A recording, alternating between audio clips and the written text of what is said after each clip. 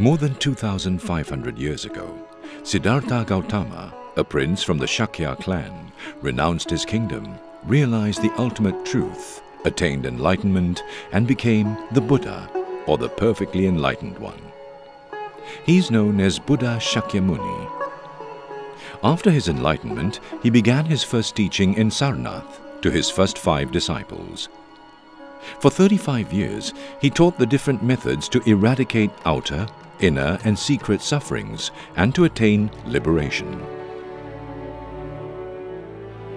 The Buddhas and Bodhisattvas and the enlightened practitioners of Buddha Dharma for the next 2.5 millenniums until today have continued to take rebirth among humans and among other sentient beings to commit their lives in benefit of others. Their extraordinary lives have been studied and contemplated upon as examples to follow.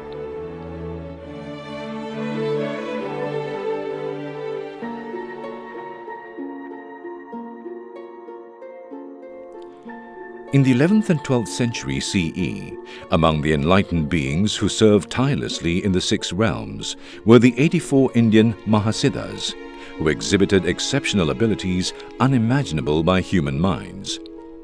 They could fly in the sky, they could walk through the walls and fire, and they could command a change in weather and physical circumstances.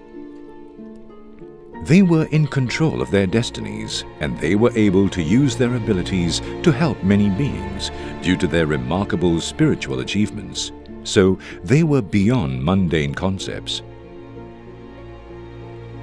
Among them, Naropa, an Indian prince born in 1016 CE, became one of the most important sources of one particular Vajrayana lineage that spread far and wide in the Himalayas. He was to return as Changpa Gyare Yeshe Dorje, the founder of the Drukpa lineage. Naropa was broadly recognized and revered as a direct emanation of Avalokiteshvara, the Buddha of great compassion. Despite his unusual destiny, he went through an ordinary life before renouncing his kingdom, his wife, and his possessions, embarking on a path in search of the ultimate liberation from the endless samsaric cycle, just like the Buddha. Before meeting Tilopa, his destined teacher, Naropa was already an accomplished scholar at the renowned Nalanda University. Due to his wisdom, oratory skills, and spiritual understanding, Naropa became the northern gatekeeper and the chancellor of the university. Following the guidance of Vajra Yogini in a dream, Naropa left Nalanda and travelled eastward, where he finally met Tilopa. Tilopa instantly put him through 12 major and 12 lesser hardships in order to purify his karma and obscuration. After attaining enlightenment in today's Sani monastery in Zanskar, Naropa was offered the renowned 6-bone ornaments by the Dakinis, and he flew into the sky with these ornaments. He taught in many places and had numerous disciples, especially in Kashmir and Zanskar, where he established many monasteries. Naropa was said to live until 1100 CE and then resurrected into light, leaving no physical remains. In 1161 CE, a child was born amidst miraculous signs and auspicious omens, wrapped in a membrane and taken care of by an eagle until the baby broke the membrane with his legs, casting a deep footprint in a rock nearby. He was none other than Dragon Changpa Gyare Yeshe Dorje, the first Gyalwang Drukpa and the founder of the Drukpa lineage. And he was the reincarnation of Naropa, the great Indian scholar saint of Nalanda, and the unmistaken emanation of Avalokiteshvara. At the instruction of his guru, Linchen Repa, as Dragon Changpa Gyare was looking for a holy site to set up a monastic institution, he witnessed 9 dragons that flew into the sky with a loud clap of thunder, and he decided to name his lineage the Dragon Sect, or Drukpa. Dragon Changpa Gyare had countless disciples. tens of thousands of accomplished spiritual practitioners who would instantly gather whenever he gave teachings, and all received completely the purest oral instructions. Chakra Sambara revealed one day to Dragon Yogis that in this fortunate eon, he would manifest full Buddhahood and be the Buddha Moepa. In the palace of the turquoise lake, in the sacred abode of Sari, Vajra Yogini predicted that the blossoming and propagation of his spiritual lineage would become legendary. Just as predicted, people at that time used to say, "The glorious Drukpa lineage spreads to the distance, covered across the earth by a vulture's flight in 18 days. And a popular saying of the time was, "Half of the people in the world are Drukpas, half of them are yogis, and half of these yogis are enlightened beings."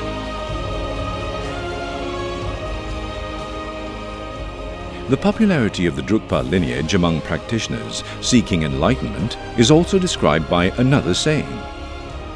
Followers of Upper Drukpa are like stars in the galaxy. Followers of Lower Drukpa are like dust on the ground. Followers of Middle Drukpa are the grains of sand on the river bank.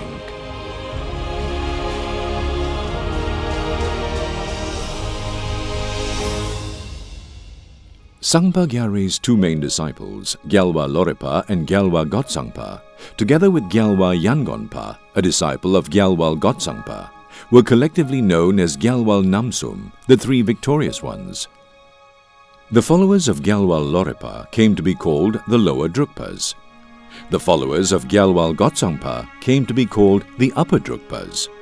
And the followers of Onre Dharma Singye, nephew of Sangpa Gyalwa, came to be called the Middle Drukpas. Until Gyalwa Gotsangpa went to meditate at the sacred Mount Kailash, there was no proper route and pilgrims walked about as they chose. He charted the route for circumambulating Mount Kailash, Lake Manasarova and Lake Rakshastal. Thereafter, many Drukpa monasteries were founded on this route.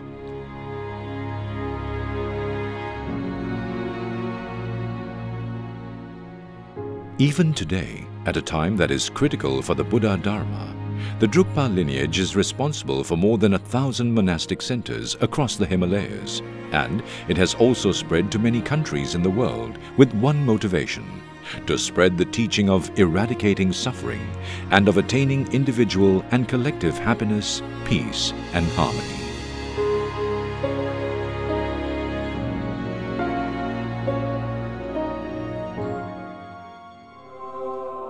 As prophesied by Dragon Yogis, the first Gyalwang Drukpa, his own nephew Onre Dharma Singye sent Pajo Drugom Shigpo to Bhutan, and he established the spiritual and temporal influence of the Drukpa lineage there.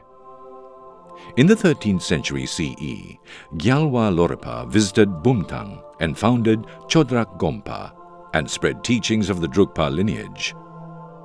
Later, at the invitation of the descendants of Pajo Drugom Shigpo, many other Drukpa lineage masters, such as Jamyang Kunga Sengye, Thrul Shik Namkai Naljo, Gyalwang Je, Nawang Chiogal, Drukpa Kunleg, Mipam Chiogal, and Mipam Tenpe Nyima, visited Bhutan and further spread the teachings of the Drukpa lineage.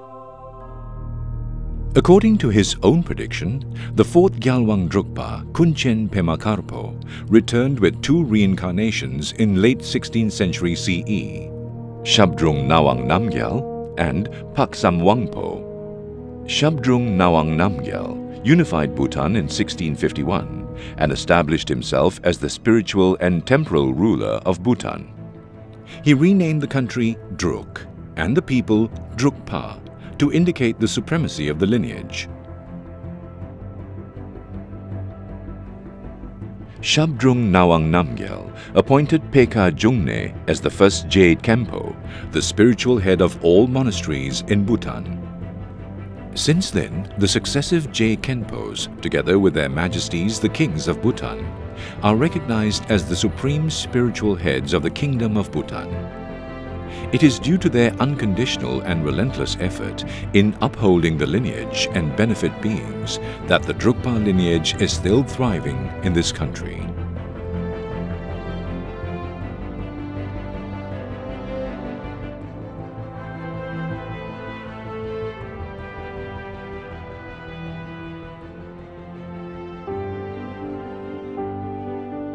The first Tatsang Repa, a disciple of the fifth Gyalwang Drukpa Pagsam Wangpo, and the first Drukpa Yongzin Rinpoche Latsewa Nawang Zangpo, accepted the invitation of Ladakhi king Sengye Namgyal and arrived in Ladakh in 1624, following his guru's instructions. He first founded Hanle Monastery, and then in 1630 the famed Hemis Monastery, just below the meditation cave of Gyalwa Gotsangpa. Successive reincarnations of Tatsang Repa became the spiritual teachers of the kings of Ladakh, who in turn were the patrons of the Drukpa lineage. The lineage further flourished with visits by 6th, 7th and 8th Gyalwang Drukpa to Ladakh. In late 16th century, Choje Jamyang Palka, the great scholar from Bhutan, came to Ladakh at the invitation of King Jamyang Namgyal, and founded Stakna Monastery and its branches in Zanska, Stakrimo, Bardan and Sani. In 1706, a great master from Bhutan, Jamgon Nawang Gyaltsen, also came to Ladakh at King Nima Namgyal's invitation. He gave many teachings to the king and the people of Ladakh, displayed many miracles, and made several predictions. He also played a pivotal role in further spreading the Drukpa lineage in Ladakh. Since the time of Naropa and the sight of the 9 dragons flying into the sky, for close to 1,000 years, countless yogis of the Drukpa lineage have been benefiting beings in the Himalayas. Besides Tibet, the Kingdom of Bhutan and Ladakh in North India, these extraordinary teachers have left their amazing footprints in Kinnaur and Lahore in the Indian Himalayas and many parts of Nepal.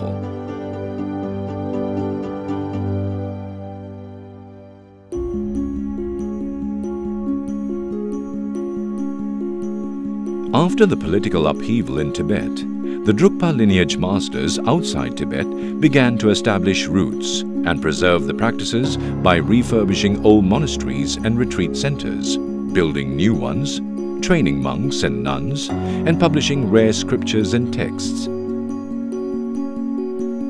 In recent years, Drukpa masters in Tibet also began restoring their monasteries and spiritual tradition vigorously.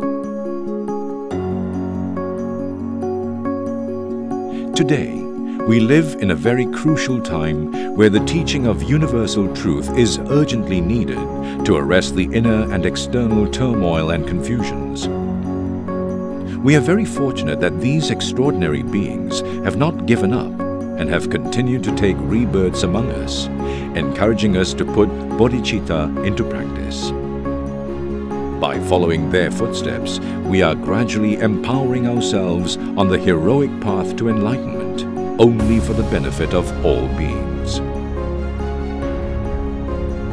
It is with this strong and unwavering commitment that the teachers and their students of this glorious lineage of Dragon Yogis will continue to sustain and thrive.